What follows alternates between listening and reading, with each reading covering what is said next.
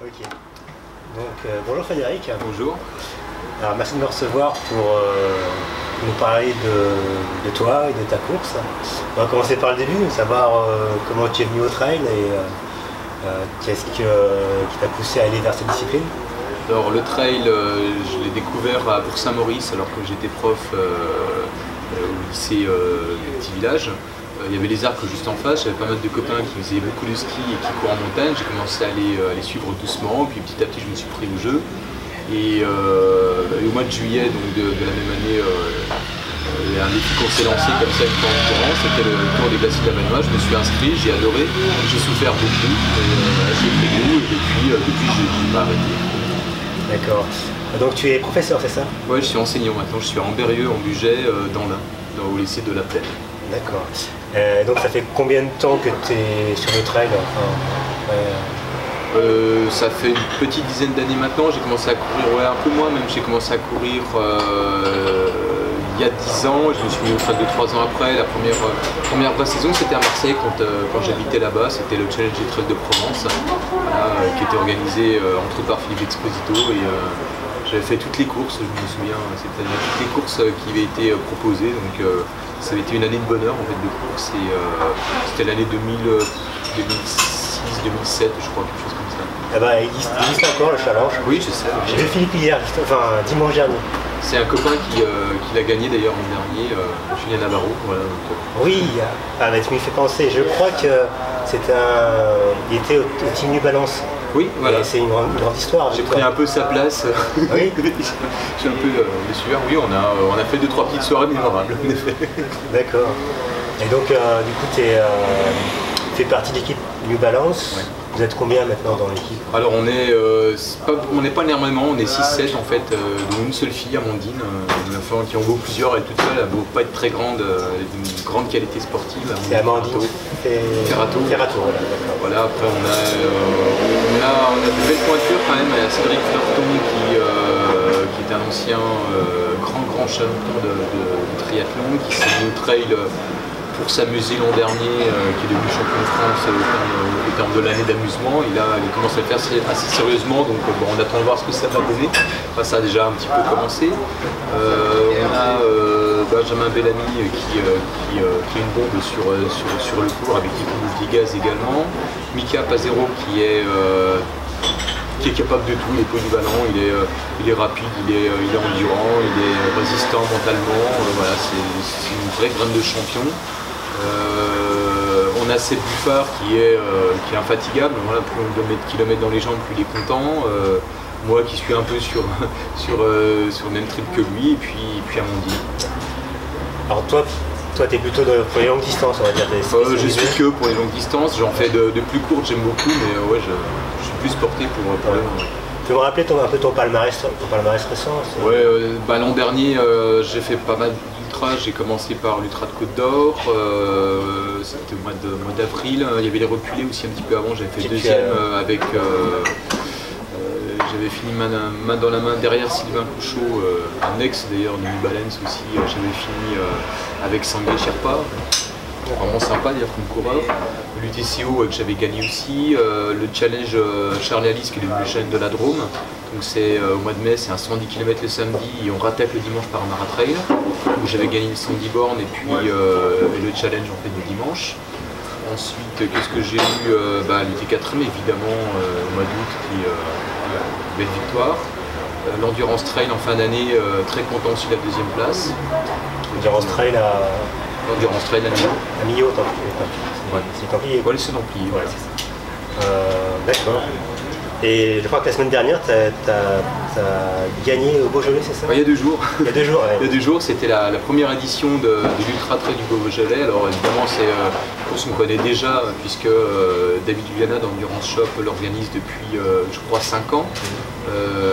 Sous le format du Beaujolais Village Trail. Alors c'était à 60 bornes pratiquement je crois au début, maintenant il est passé à 45 et puis on a ce nouveau format de 110 km qui m'a attiré, il m'a très gentiment invité et superbement accueilli, on a vraiment été, voilà, c'était un week-end formidable qui s'est bien déroulé, voilà, donc on en est heureux. Au niveau de ta pratique du trail. Parle-nous un peu de ta philosophie. Est-ce que tu es plutôt du style à t'entraîner avec un plan sérieux, le fait d'intégrer un team, peut-être que tu as plus de pression pour être dans l'entraînement, dans les fractionnés. C'est quoi ton feeling? Bon, alors jusqu'à l'an dernier, c'était un peu n'importe quoi, enfin surtout n'importe quoi. Je pouvais courir jusqu'à 30 heures par semaine durant l'année, et puis jusqu'à 14 heures, 15 heures par jour durant le mois de juillet-août. Il m'est arrivé en 2011 de partir faire 1500 km au mois de juillet-août et de m'inscrire à l'UTMB dès le crâneux 90e kilomètre parce que je m'avais plein les pattes. Quoi.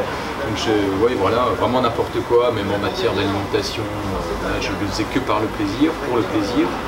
Et puis l'âge venant quand même, le corps commence à donner quelques signaux d'alarme, et puis donc on est obligé un peu de l'écouter. Et puis j'avais envie, à l'aube de la quarantaine, de voir un petit peu ce que ça donne avec un peu de rigueur. J'ai eu la chance de rencontrer des gens qui m'ont fait confiance, que ce soit Vernon Villa pour l'entraînement, que ce soit Jack Perra pour New Balance, qui m'a permis d'intégrer l'équipe, voilà, sachant qui je suis, parce que je suis pas incontrôlable comme il dit, mais pas loin, c'est vrai. Donc je me suis imposé ce cadre-là parce que c'est vrai que j'ai envie de donner un peu de forme. Voilà. Je sais que j'ai fait pas mal de off. Je suis arrivé, je sais pas, genre le GR5, je me souviens en 2012 d'être arrivé à Nice et de voir personne à l'arrivée, j'ai fait envie de rentrer chez moi. Donc voilà, ces dimensions un peu sociales, j'en ai besoin aujourd'hui. D'accord. Ok, et donc de fil en aiguille, New Balance, toi qui es revenu dans le coin, comment s'est passée ta relation avec l'UT4M, les gens L'UT4M, c'est d'abord un défi que je me suis posé, parce que c'est quand même presque 178 km, c'est 10 200 mètres de dénivelé, c'est 4 massifs, donc 4 courses différentes pratiquement l'une dans l'autre, l'une à la suite de l'autre si j'ose dire. Le parcours m'a enchanté, il m'a fait il m'a fait très très mal aussi évidemment, mais j'ai surtout été frappé par l'accueil à la fois enthousiaste et des bénévoles et des organisateurs, par le professionnalisme, par l'exigence et ce désir. On sent que c'est une organisation qui non seulement va être pérenne, mais qui va s'améliorer, qui va prendre de l'ampleur parce qu'elle est portée par des gens à la fois passionnés, enthousiastes et compétents. Et qui portent de vraies valeurs humaines dans le trail. C'est assez rare pour être souligné. Moi je suis vraiment fier aujourd'hui justement d'en être ambassadeur parce que ça correspond à ce que je suis dans le sport. D'accord. Et on se pose toujours la question depuis l'époque de Marseille. Je dis le look là, c'est le look un peu christique là, c'est voulu ou c'est voulu non, c'est par fainéantise. Et puis c'est vrai que c'est ce qui me correspond le plus. J'ai du mal, déjà là je me suis fait la queue, il fallait faire attention. Mais non, je suis un peu l'homme des bois qui aime la civilisation. Mais non, c'est pas voulu, c'est pas recherché. D'accord, ok. Si tu avais un conseil à donner à des trailers qui voulaient se lancer dans l'UT4M, qu'est-ce que tu leur donnerais comme conseil de préparation? Il faut, dans un premier temps, je pense qu'il ne faut pas le prendre à la légère parce que c'est un véritable défi. Il faut savoir qu'on va dépasser ses limites. J'ai souvent des questions, comment on fait pour éviter le coup de mou? On ne l'évite pas, il va venir. Il va y avoir des heures où on va se sentir très mal, on a envie d'abandonner. Quand on est devant, c'est pareil. Moi, les derniers kilomètres, si je n'avais pas été poussé et par ma compagne et par les bénévoles des refuges, je ne sais pas si j'aurais fini tout seul, je n'aurais pas fini. Voilà. Donc il faut savoir qu'on va passer des moments où ça va mal se dérouler. Il faudra avancer quand même. Au-delà de ça, il faut quand même s'y préparer physiquement. On ne peut pas arriver à une épreuve comme ça en ayant couru 2 heures par semaine dans les 6 mois d'avant. Il faut quand même un petit plan d'entraînement, il faut un minimum de rigueur au niveau alimentaire. Je crois que c'est pas donné à tout le monde quand même. C'est pas donné à tout le monde.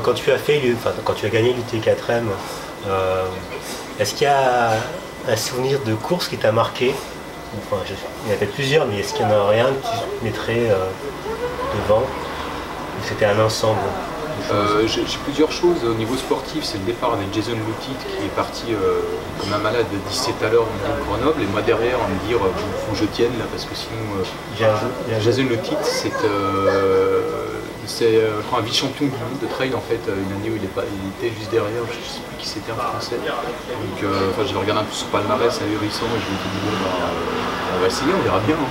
On va s'amuser un peu. Et puis les premières heures avec lui c'était phénoménal parce qu'en fait il est très sympathique, on a discuté un peu dans les montées, il s'arrêtait pour prendre des cailloux sur les sommets parce qu'il voulait des souvenirs, je me suis dit qu'est-ce que c'est que cette vie. Donc ça c'est un souvenir et j'espère le recroiser humainement, il était très très intéressant. L'autre souvenir, c'est les bénévoles. C'est les bénévoles dans les refuges, je les accueille avec de la musique dans certains refuges, toujours les paroles qu'il fallait, des encouragements en pleine nuit quand on monte un col, qu'on commence. On sait qu'on a pour une heure d'ascension, mais pendant une demi-heure, il y a des encouragements, et ça continue jusqu'à ce qu'on arrive en haut, ça porte. Et c'est une ambiance, une chaleur humaine partagée par toute une région, c'est ça je crois. C'est plus qu'un souvenir, c'est une ambiance qui reste en tête. D'accord. Ouais. Est-ce qu'il y a une question que tu as envie de répondre, auquel tu voudrais répondre que j'ai pas posée? Non, il y en a plein. Mais... Il y en a plein? Non, je sais pas, non, c'est déjà beaucoup. D'accord. Merci Frédéric, et puis j'espère qu'on se reverra bientôt. Ouais, j'imagine, j'espère aussi.